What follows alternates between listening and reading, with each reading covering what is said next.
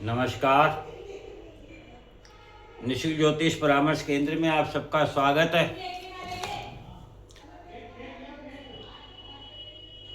आखिर हमें ग्रहों के बारे में जानने की आवश्यकता क्यों पड़ी, ग्रहों को समझना क्यों ज़रूरी है, आज हम इसी पर चर्चा करेंगे।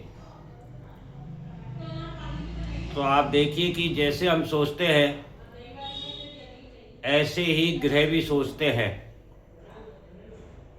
जैसे हम सभी के पास अलग अलग योग्यता होती है, ऐसे ही ग्रहों के पास भी अलग अलग योग्यता होती है। जैसे हम सभी के साथ समान व्यवहार नहीं कर पाते हैं, ऐसे ही ग्रह भी सभी को एक समान फल नहीं दे पाते हैं। जैसे हम किसी से संबंध बनाने हेतु उसका सम्मान करते हैं, ऐसे ही हमें ग्रहों का शुभ फल प्राप्त करने हेतु ग्रहों का भी सम्मान करना चाहिए। जैसे हम अपने जीवन में किसी भी व्यक्ति से लाभ प्राप्त करने हेतु उसके अनुरूप कार्य करते हैं, ऐसे ही ग्रहों का भी शुभ प्रभाव प्राप्त करने हेतु हमें ग्रह अनुसार कार्य करना चाहिए। जैसे हमारे साथ कोई व्यक्ति विपरीत व्यवहार करता है तो वह हमारा शत्रु बन जाता है। ऐसे ही जब हम ग्रहों के विपरीत कार्य करते हैं तो वह ग्रह भी हमारा नुकसान करता है, हमें विपरीत प्रभाव प्रदान करता है।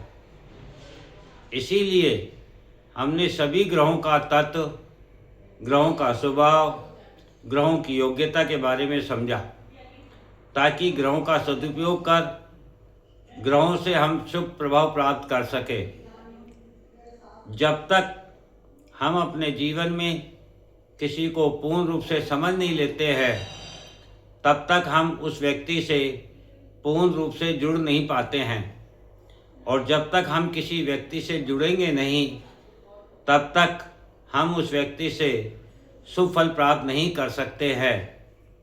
ठीक इसी प्रकार जब हम ग्रहों को पूर्ण रूप से समझ लेते हैं तो फिर हम आसानी से उस ग्रह से जुड़ पाते हैं, और जब हम ग्रह से जुड़ जाते हैं तो फिर उस ग्रह से भी हमें शुभ फल प्राप्त होता है। यही ज्योतिष है। जो हम हैं, जैसे हम हैं वैसे ही ग्रह है। इसीलिए ग्रहों को समझना जरूरी था। जब हम ग्रहों के लिए, ग्रहों के अनुसार कार्य करेंगे तभी हमें ग्रहों का शुभ फल प्राप्त होगा। जब हमने ये जाना कि राहु केतु ही संपूर्ण जीवन है, तो वर्तमान समय में भी यदि युग परिवर्तन होना है तो राहु केतु के द्वारा ही होना है, क्योंकि यही संपूर्ण जीवन को प्रभावित करते हैं। तो आज हम राहु केतु के द्वारा युग परिवर्तन की जो संभावनाएं हैं उनको समझने का प्रयत्न करते हैं। जैसा कि आप सभी लोगों को याद होगा कि 30 मार्च 2025 को जब नव संवत्सर प्रारंभ होने जा रहा था 2082, उस दिन ग्रहण भी था। यदि हम 30 मार्च 2025 को जोड़ें तो 15 आता है। 3 3 6 2 8 2 10 और 5 15, और 15 को पुनः जोड़ें तो 6 आता है। 6 नंबर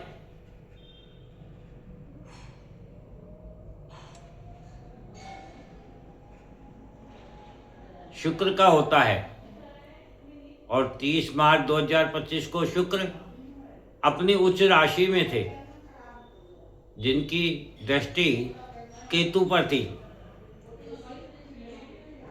30 मार्च 2025 को ब्रह्मांड में 8 ग्रहों की दृष्टि केतु पर थी।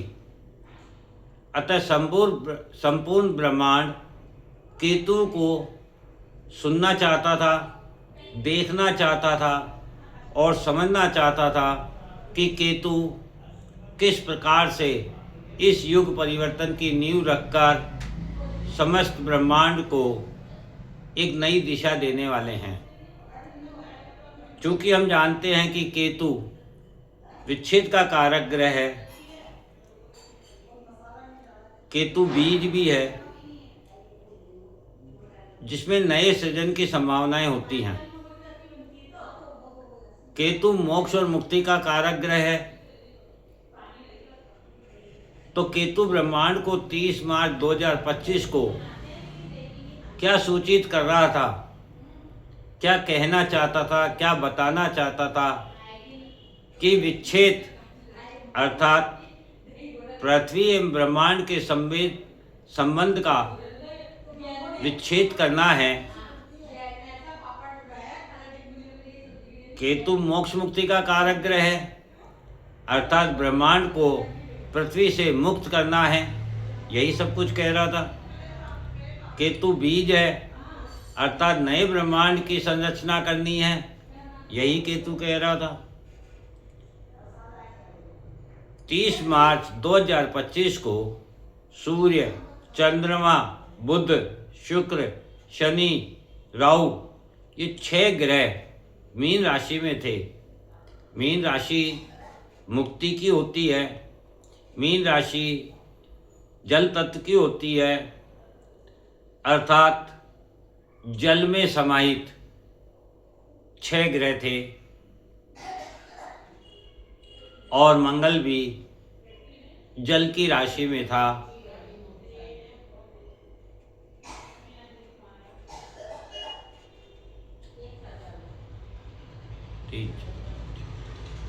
नहीं, सॉरी, मंगल 30 मार्च 2025 को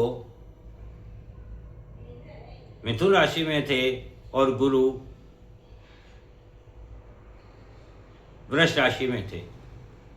किंतु केतु ये बता रहे हैं कि 6 ग्रहों का जल तत्व की मीन राशि में जाना जल से विनाश। तो 30 मार्च 2025 को शुरू हुआ समय हमें 2032 और 33 तक पूर्ण रूप से समाप्त करने की योजना बना रहा है। ब्रह्मांड की समाप्ति ही पृथ्वी की समाप्ति है। केतु 18 माह एक घर में रहता है, ये हम सभी लोग जानते हैं। तो हम देखेंगे कि जब मई 2025 से नवंबर 2026 तक सिंह राशि में रहकर केतु अधिकारों से एवं पदों से वंचित करेंगे, क्योंकि सिंह राशि हमारे पूर्व जन्म की है। सिंह राशि हमें अधिकार प्रदान करती है, तो हमें पूर्व जन्म के कर्मों से मुक्त करेंगे। जो लोग अधिकारी हैं, पदों पर विराजमान हैं, उन्हें पदों से वंचित करेंगे, क्योंकि हम इस कलयुग में अपने अधिकारों का, अपने पदों का दुरुपयोग कर रहे हैं। नवंबर 2026 में जब केतु कर्क राशि में जाएंगे, तो ये मई 2028 के मध्य विश्व स्तर पर जल से, हमारे मन से, हमारी इमोशन से, हमारी भावनाओं से हमें वंचित करेंगे। और जब व्यक्ति अपनी भावनाओं से वंचित हो जाता है, अपने इमोशन से मुक्त हो जाता है, तो वह समय पृथ्वी के लिए सबसे खतरनाक समय होगा, जब इंसान पशुत्व की चरम सीमा पार कर लेगा। क्योंकि मानव के पास इमोशन है, भावनाएं हैं, और जब वह अपने इमोशन से मुक्त हो जाएगा तो वह पशुत्व जीवन जीने के लिए मजबूर हो जाएगा। इस प्रकार से केतु नवंबर 2026 से 2028 के मध्य इस पृथ्वी पर ऐसा विनाश हमारे सामने उजागर करेंगे। मई 2028 से नवंबर 2029 तक केतु जब मिथुन राशि में होंगे, तब इस दुनिया से इकोनॉमी अर्थात मुद्रा, व्यापार, गणित और संवाद समाप्त हो जाएंगे।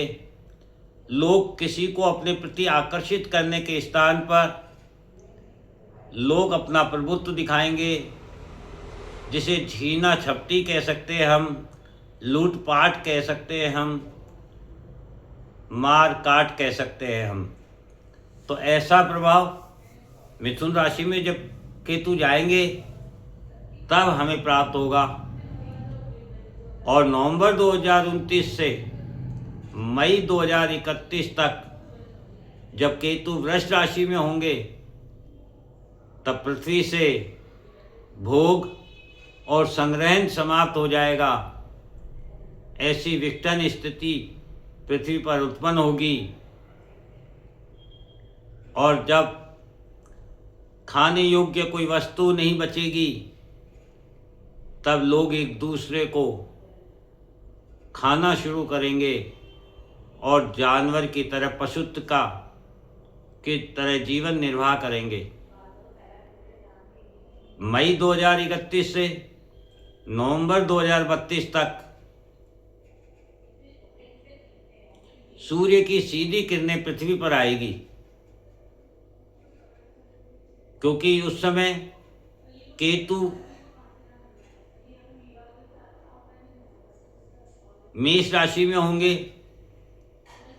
मेष राशि अग्नि तत्व की है, जिसके स्वामी मंगल हैं, और मेष राशि में सूर्य उच्च के होते हैं। और हम काफ़ी समय से सुन रहे हैं कि सूर्य में काफ़ी विघटन हो रहे हैं, उससे ज्वालाएं तेजी से निकलकर तेजी से पृथ्वी की ओर बढ़ रही हैं। तो इसकी जो गंभीरता हमें प्राप्त होगी वह मई 2031 से नवंबर 2032 के मध्य होगी, जब सूर्य की सीधी किरणें पृथ्वी पर आएगी, जिससे संपूर्ण पृथ्वी से जीव समाप्त हो जाएगा और चारों तरफ आग ही आग होगी। नवंबर 2032 के बाद पृथ्वी के स्थान पर केवल मात्र जल होगा, क्योंकि नवंबर 2032 को केतु मीन राशि में प्रवेश कर जाएंगे और यह इनका कालचक्र इस ब्रह्मांड को समाप्त करने का पूर्ण होगा।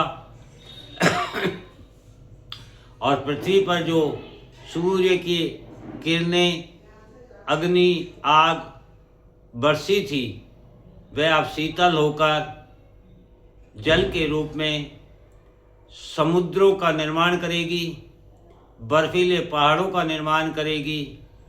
इस प्रकार 2032-33 तक संपूर्ण युग परिवर्तन होगा। युग परिवर्तन को आप कोई बदला हुआ स्वरूप समझते हैं, किंतु मेरा अध्ययन बताता है कि सतयुग से जब हम द्वापर में गए,